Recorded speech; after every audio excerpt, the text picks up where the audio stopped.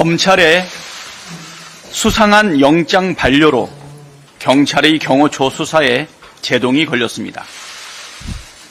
김성훈 경호처 차장과 이광우 경호본부장이 어제 석방됐습니다. 검찰이 김성훈 차장에 대한 경찰의 구속영장 청구를 반려했기 때문입니다. 김성훈 경호처 차장은 법원의 정당한 체포영장 집행을 막은 특수 공무집행 방해 현행범입니다. 윤석열이 체포 직전 경호처 부장단 오찬에서 총을 쏠 수는 없냐고 묻자 네 알겠습니다 라고 대답한 인물이 바로 김성훈입니다. 12.3 내란에 관여한 정황 증거도 속속 드러나고 있습니다. 수사가 본격화되자 대통령실 비화폰 서버 관리자에게 방첩사령관, 수방사령관, 특전사령관 등의 통화 기록을 지우라고 지시했다는 보도도 나왔습니다. 김성훈 차장이 안가 CCTV를 지우라고 지시했다는 진술도 나왔습니다. 이광우 경호본부장 역시 2차 체포영장 집행을 앞두고 389경 권총 20정과 공포탄 190발을 관저 상황실로 옮기라고 지시한 것으로 알려졌습니다.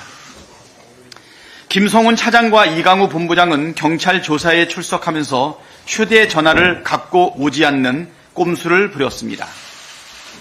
이처럼 중대한 혐의를 받고 있는 그리고 증거인멸과 경호처 직원에 대한 보복 가능성까지 있는데 구속영장을 그 신청을 반려한 상황이 이해가 되질 않습니다. 검찰이 내란 수괴와 중요 임무 종사자 몇 명만 기소하고 내란 수사를 대충 덮으려는 것은 아닌지 강력한 의심이 듭니다. 만약 실제로 그런 속내라면 검찰은 가루처럼 사라질 운명에 처할 것입니다.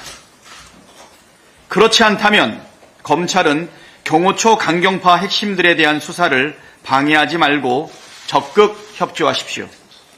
검찰의 이해할 수 없는 행태로 거꾸로 내란 특검이 필요한 이유를 설명해 주고 있습니다.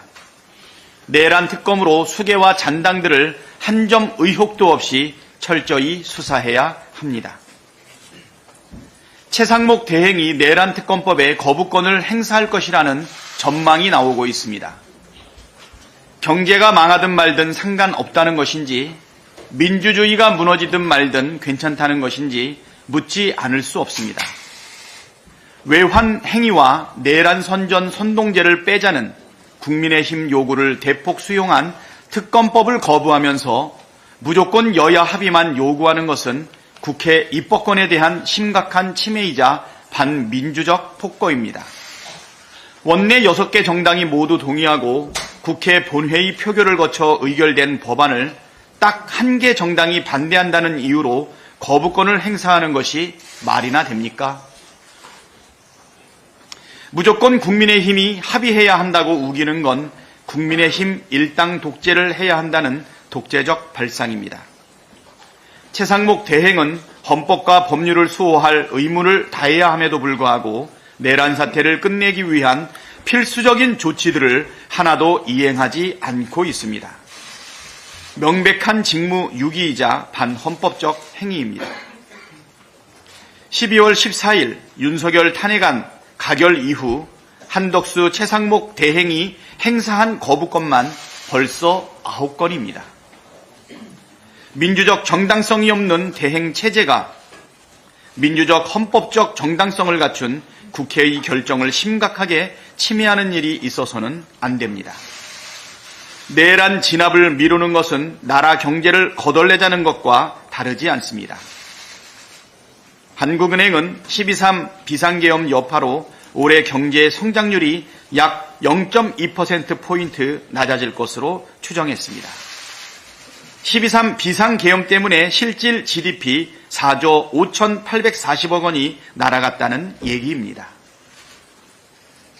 지난해 4분기와 올해 연간 성장률 전망치 하향 조정을 고려하면 GDP 감소분이 무려 6조 3,010억 원에 달합니다. 정치적 불확실성을 신속하게 제거하는 것이 경제를 살리는 길이라는 걸 잘 알고 있을 최상목 대행이 내란 진압을 계속 회피하는 이유가 뭡니까?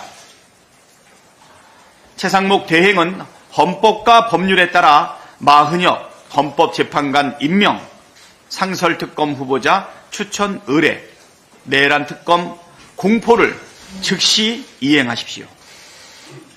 이것이 윤석열의 내란 대행이라는 오명을 벗는 유일한 길이고 경제의 위기를 극복하는 길입니다.